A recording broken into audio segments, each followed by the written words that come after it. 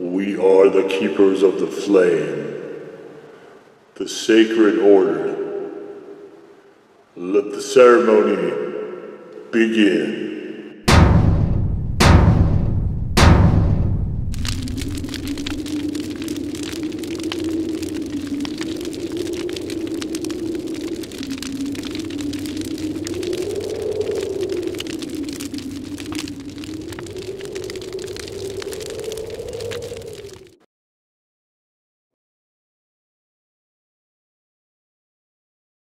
And today, faithful acolytes, we take a look at this.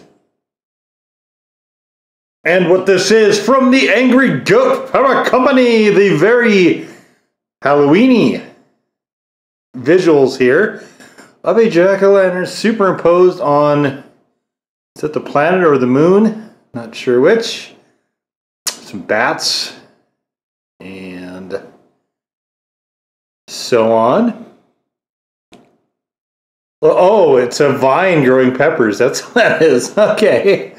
Okay. This is the pumpkin and habanero hot sauce. Now, a nice seasonal sauce here.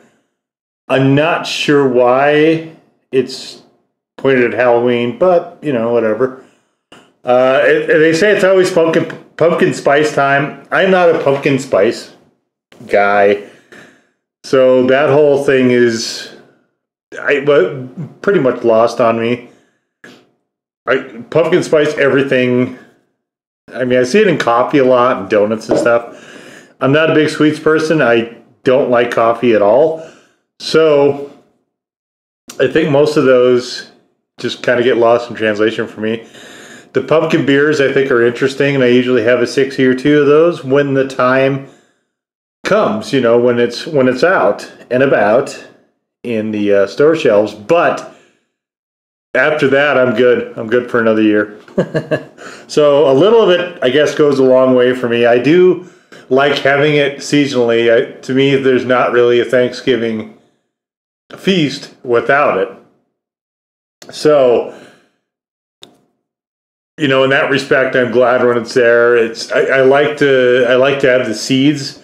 I don't really do jack-o'-lanterns too much myself, but I do like the seeds out of there. Soak them in some salt, maybe a little bit of chili, and then bake them in the oven. The pepitas, I do like that quite a bit. But those really have nothing to do with pumpkin spice. Pumpkin spice, of course, refers to pumpkin pie flavoring. So, as far as this sauce, we kick it off with pumpkin puree, apple juice, Vermont maple syrup, apple cider vinegar, orange habanero pepper mash, cayenne pepper mash, molasses, sea salt, and pumpkin pie spices. So I mentioned in the written review, which is available in the description below, the link to it rather, this was a lot more apple forward when I first opened it, and I've had enough now that I can get some agitation. But this, I mean, pumpkin is a really pulpy thing, you know. So the pumpkin puree likes to clot together, as you can see here. It likes to stick to things inside the bottle. It does not like to stay agitated though, so we'll see what happens here. But when I put it on the plate to have it with various food items, it will like to separate. So you can see it is very, very thick, very pulpy, and it isn't spreading now, but if we waited, you know, we would probably start to see some spread. I think I probably put too much in the spoon though for that, but you can see it is this beautiful pumpkin colored hue. Of course, it's a nice sort of orange brownish that we come to expect from pumpkin pie filling. So it looks really, really, really good. It smells good. Pumpkin and apple is definitely a good combination for sure. So yeah, let's just get on into this.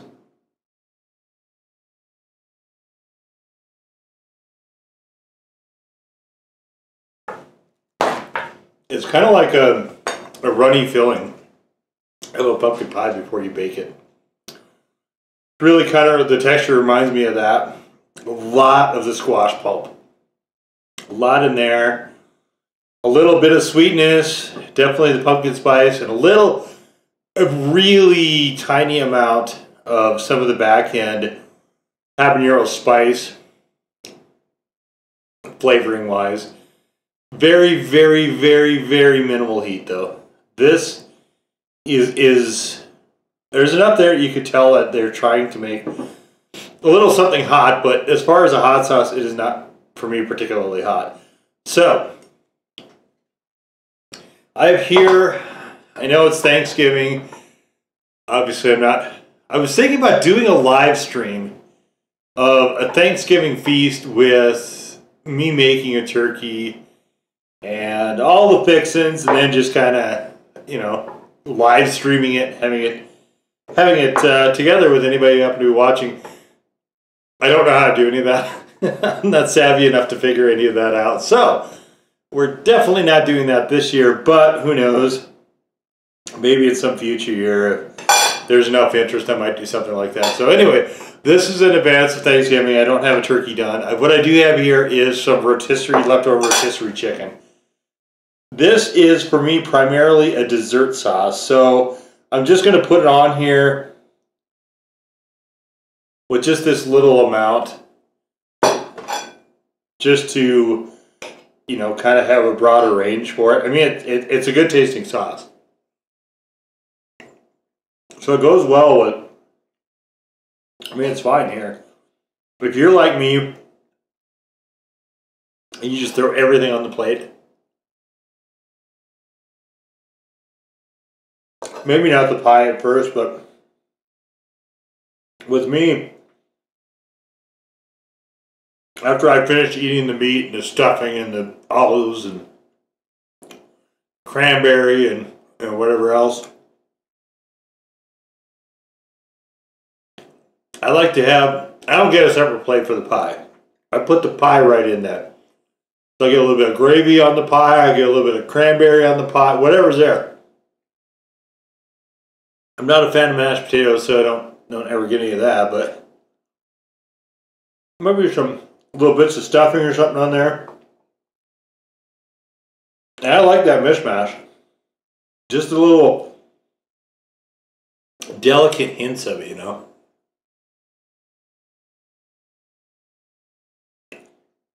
And also, of course, the beauty of that is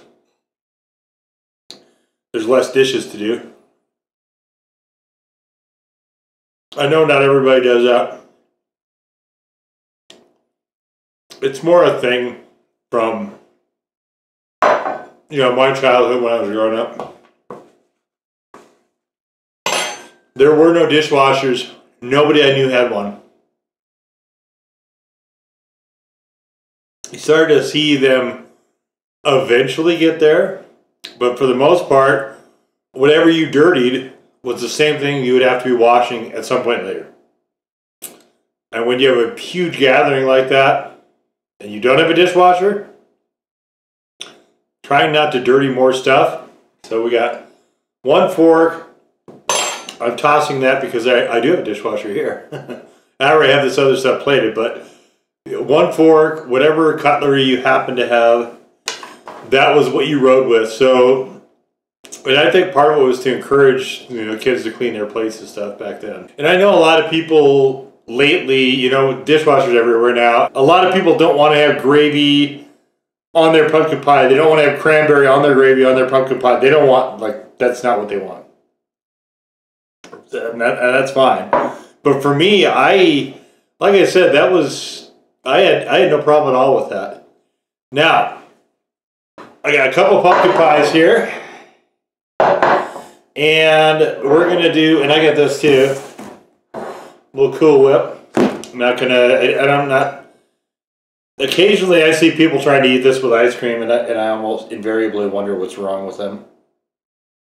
So we're not doing that, but we're going to top, because like I said, this is primarily dessert sauce. We're going to do one of two ways here.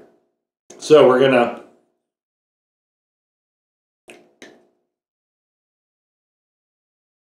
we're going to have the pumpkin pie both with and without Cool Whip. So let's bust this open.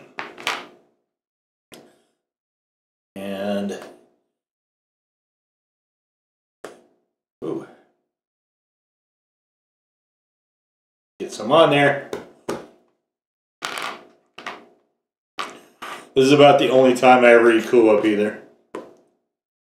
I don't like the heavy Cool Whip, so I got the Cool Whip light here. And this isn't. I splash it. This isn't actually a Cool Whip. It's just the grocery store version thing of this whipped cream. Put that over there. All right, so we got these two here, and let's scooch you back. I'm really interested in how this is going to play with this much sweetener. And I got some on my spoon, so I guess we're trying that first. Alright. So here it is without, this is just the pie and the sauce.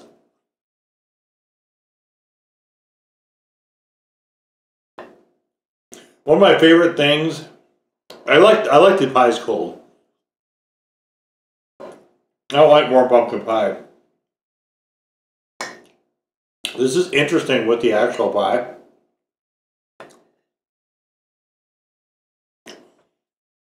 Oddly enough, I don't think it works.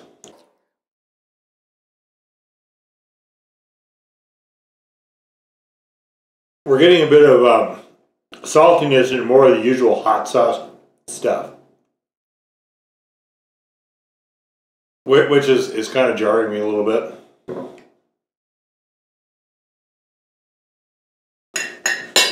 This isn't strictly a dessert sauce. It just reminds me more of one, I guess.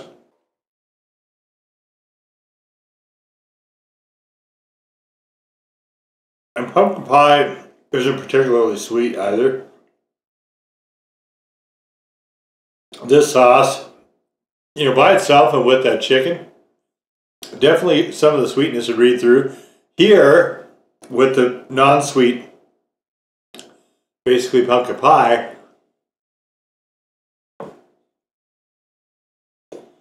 it's kind of changing the complexity.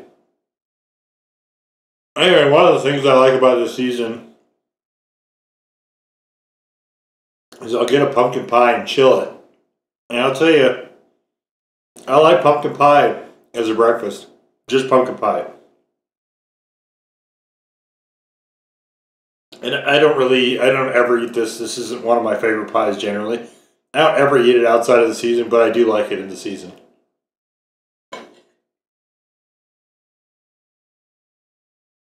Alright. Here we go. With the Cool Whip.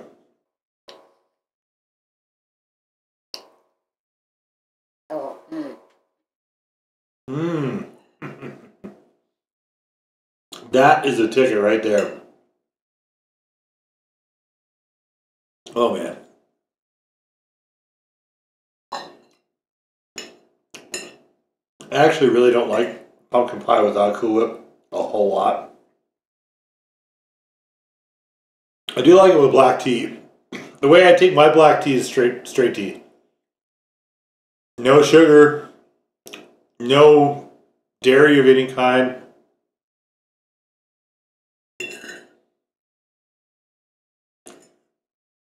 So I said before, if I'm not man enough to drink it straight, I don't want it. So sorry for any of the Brits that may be watching this and finding that absolutely themselves aghast at the idea of not putting milk and sugar in there.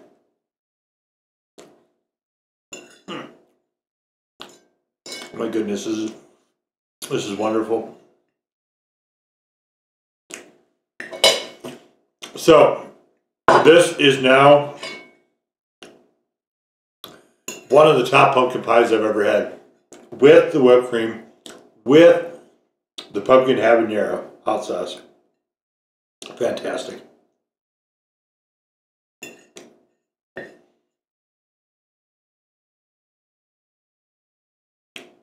just this and the pie, not so great.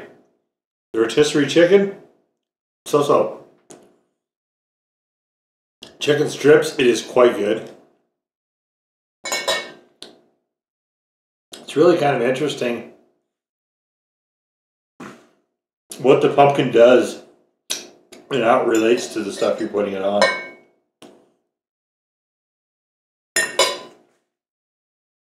Really an intriguing sort of approach as far as the sauce goes.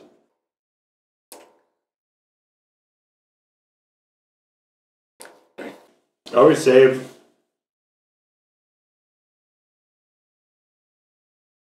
the crust of the pies for last. When they're really good, that's my favorite part. This one is really not. Just a grocery store crust.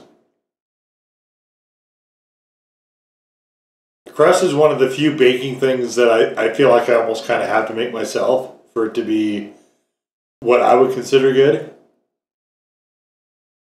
Not always, but a lot of the time. It might be buttery. It'll be buttery. Have some nice bits of kosher salt in there. You hit some of those little chunks and it's just a bit of heaven there right on the plate and in your mouth.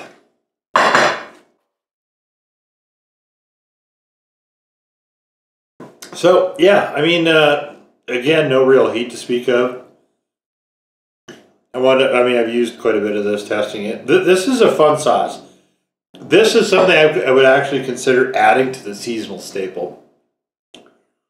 It's the first pumpkin hot sauce I've had. I mean, I haven't seen a lot of them, just being honest there, but it is certainly the first I've had. And I mean, Angry Goat, nearly anything they put out that doesn't include the onion and onion derivatives that I have no tolerance for, I will generally, perk my ears up a little bit. And it's a really good introduction for a pumpkin sauce.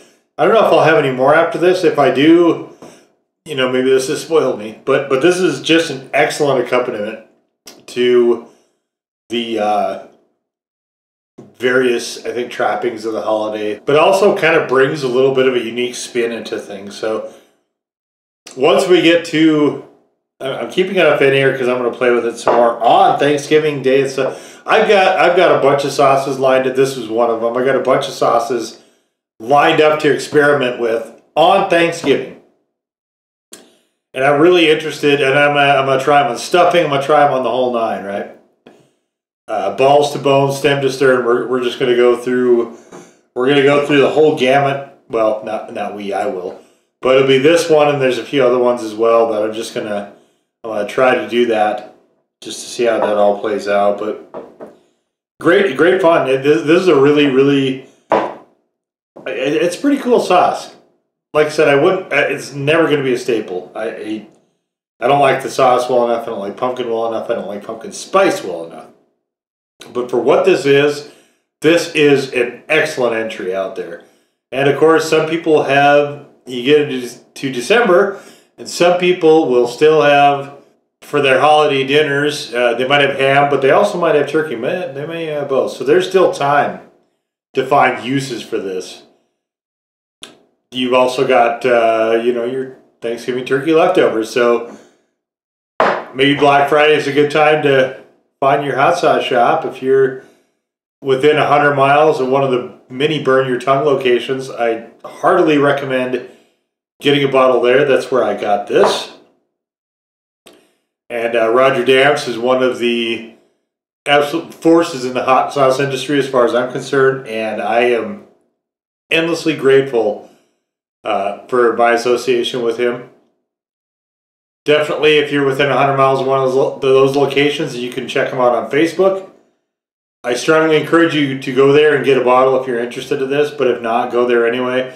He's got over 700 sauces at some of the locations, so you're sure to find something good.